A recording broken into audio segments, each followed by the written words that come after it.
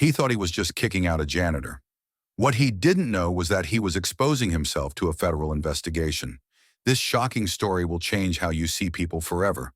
Welcome back to Wealth and Wounds, the channel that brings you gripping, emotional, and dramatic stories that uncover truths society often ignores.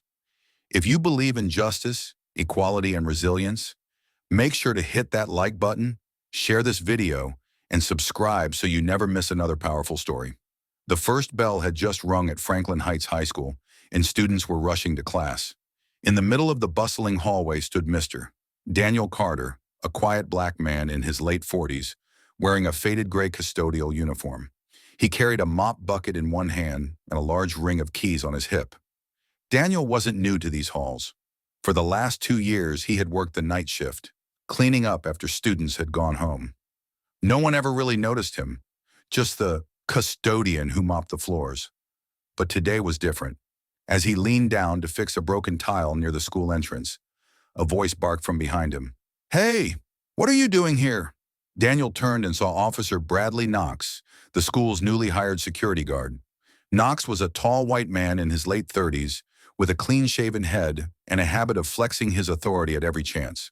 His hand rested on his utility belt as he looked Daniel up and down with suspicion. "I'm fixing the tile," Daniel said calmly, standing to his full height. Knox narrowed his eyes. "You don't belong here during school hours. Where's your visitor badge?" Daniel sighed. "I work here. I've been here longer than you have." But Knox wasn't listening. He stepped closer, puffing out his chest like a rooster. "You people think you can just walk around here? What's your name?" Daniel remained calm, though his jaw tightened. "Daniel Carter, custodial staff." Knox scoffed. "Custodian or not, you're not authorized to be wandering around while kids are in class. Come with me." Knox grabbed Daniel by the arm and began escorting him through the halls. A few students peeked out of classrooms, whispering and laughing as the school's security officer marched the janitor like a criminal. "Man, what's going on?" one student whispered. "Probably stole something," another muttered. Daniel felt the sting of humiliation, but kept his composure. Knox dragged him straight to Principal Whitfield's office. "What's this about, Officer Knox?" Principal Whitfield asked, looking up from his paperwork. "This man was wandering around the halls without clearance," Knox said smugly. Whitfield raised an eyebrow. "Mr. Carter works here." "Yeah, well, he doesn't look like staff," Knox retorted. "You might want to tighten up who you're letting in here." Daniel's lips curled slightly, but he said nothing. Principal Whitfield looked uncomfortable. "Knox, I'll handle this." "You can go," but Knox refused to back down. "I'm telling you, this doesn't look right. I'm just trying to keep the kids safe." Daniel finally spoke. His voice was calm, but there was an edge to it that silenced the room. "Are you done humiliating me in front of everyone? Or should I call your supervisor now?" Knox scoffed. "Supervisor? You don't have one." Daniel reached into his pocket and pulled out a sleek black leather wallet. Inside was a gold federal badge. The room froze. Knox's smirk faltered. The badge gleamed under the fluorescent lights. "My name is Special Agent Daniel Carter with the Federal Bureau of Investigation," Daniel said coolly. "For the last 2 years, I've been working undercover here, monitoring gang activity and drug distributions involving students. This janitor uniform? It's part of my cover." Principal Whitfield's jaw dropped. Knox stepped back, his face draining of color. I didn't know," Knox stammered. "Of course you didn't," Daniel replied sharply. "You were too busy profiling me to notice anything else." Daniel turned his attention to Whitfield. "I've been building this case for 24 months, and thanks to Officer Knox's little stunt, several suspects may now be alerted. I hope you're ready to explain that to the Bureau." Knox swallowed hard, panic setting in. Within minutes, 2 unmarked black SUVs pulled up to the school, and 4 agents in suits walked into the office. Knox's face turned beet red as Daniel introduced himself to his colleagues.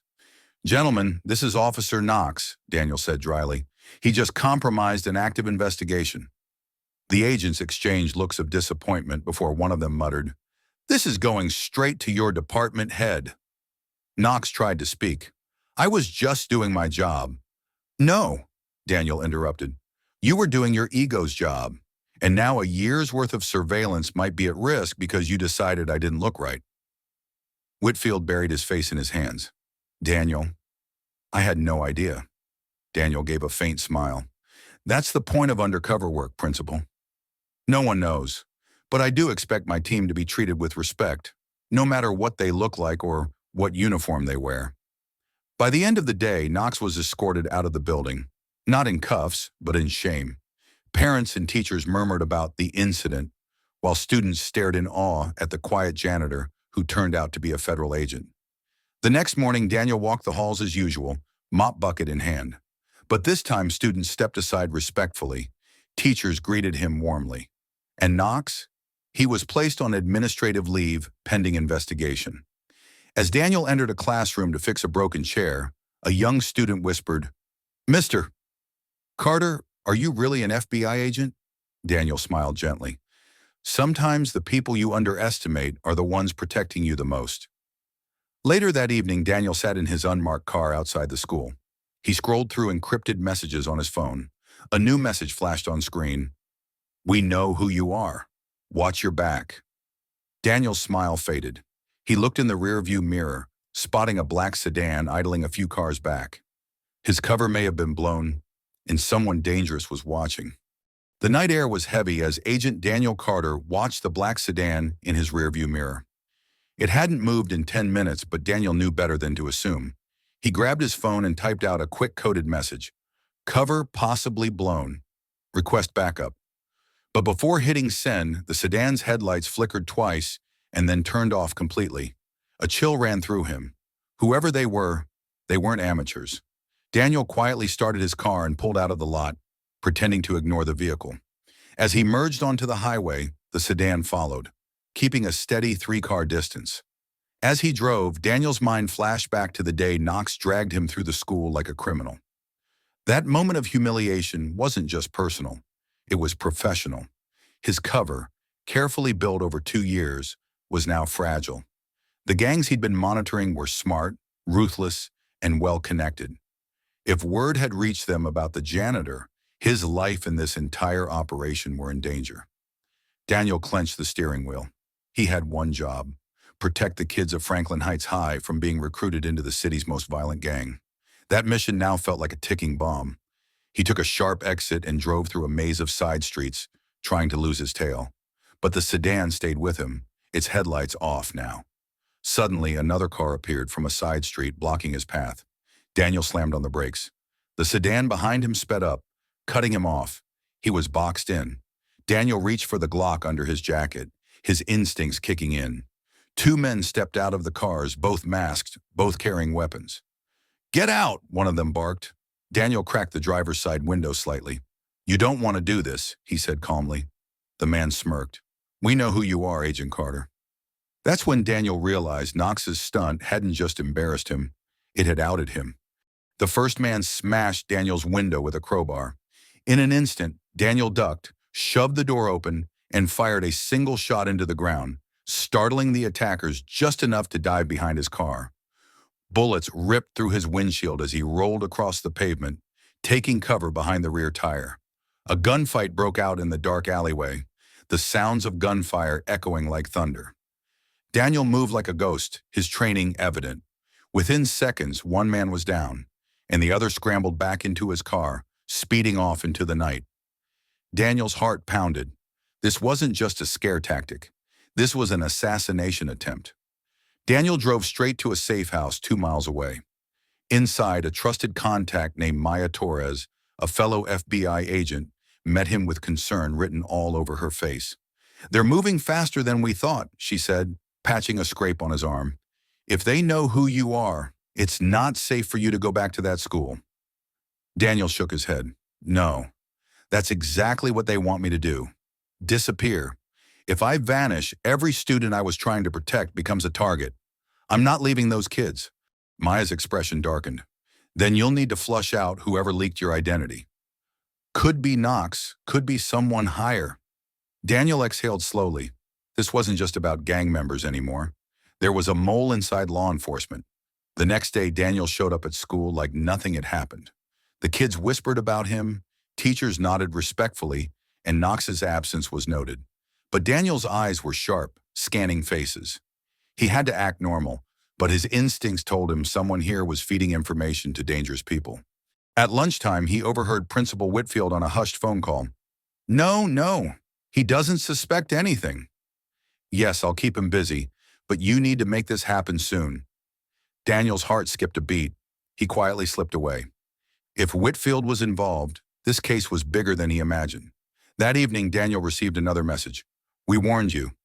Leave now, or the blood will be on your hands." Attached was a photo of a student, a bright young boy named Jalen, one of Daniel's favorite kids at the school. In the photo, Jalen was walking home, completely unaware that someone was watching him. Daniel's stomach turned cold. The threat wasn't against him anymore. It was against the children he swore to protect. He called Maya. "We're not dealing with just gangs," he said. "There's a conspiracy inside the school. Whitfield is in on it, and they're targeting Jalen next." "Then we have to move fast," Maya said. "But if Whitfield's connected, there's no telling who else is compromised." That night, Daniel parked near Jalen's street, keeping watch. He stayed low in his car, scanning every shadow. Hours passed. Nothing happened. Just when he began to relax, a pair of headlights turned onto the street. Daniel recognized the black sedan from the night before. "Not tonight," Daniel muttered, reaching for his gun. But before he could act, a figure appeared behind his car, pressing a gun to the back of his head. "Get out!" a cold voice whispered. Daniel froze. Whoever this was, they were good. He had been ambushed. The voice chuckled. "You should have left when you had the chance." The screen fades to black. The quiet janitor turned FBI agent is now being hunted. The people he's protecting are in danger, and someone inside the school wants him dead. Who can he trust when even the principal has secrets? Watch out for part 2 and make sure to hit that like button, share this video, and subscribe so you never miss another powerful story.